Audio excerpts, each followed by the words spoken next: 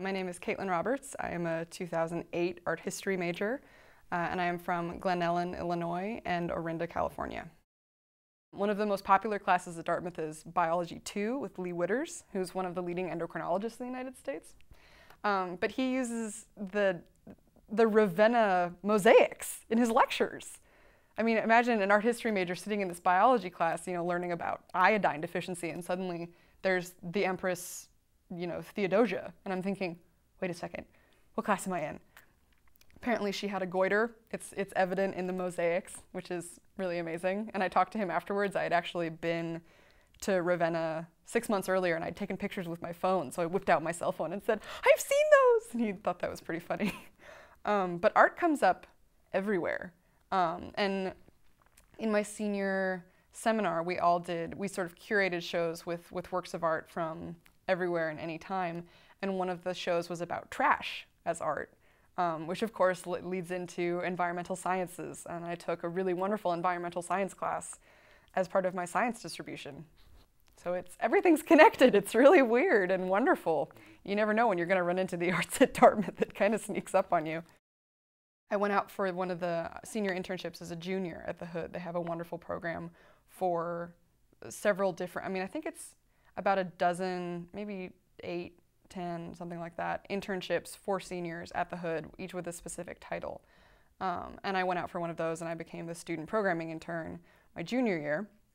And that year I did my Space for Dialogue, which is every senior intern curates their own show. And this isn't just a little pet project. I chose everything from the works of art to the wall color to the theme. I wrote a brochure that the Hood had professionally published. This was a big deal. And I gave a gallery talk, which was outstanding. I've never been so proud of anything in my life. I was so proud of what I had done. I remember walking into the gallery the day that my show went up, and I literally started jumping up and down with joy. One of my favorite programs that I put together was called I Heart Art, and the education department was gracious enough to lend us their studio, and I invited the student body. They had to sign up because there was an overwhelming response. But I figured that everyone has an inner third grader, and we miss markers and crayons and clay and Polaroids. So everybody came in and made art for an hour and a half, and it was so much fun. And I have never seen stressed out grad students look so happy. There are so many different ways to do a final project at Dartmouth. A friend of mine wrote his own play and is producing it. My sister produced an opera.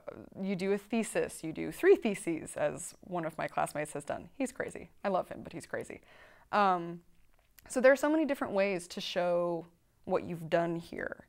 And I thought that the Space for Dialogue fit my needs very well.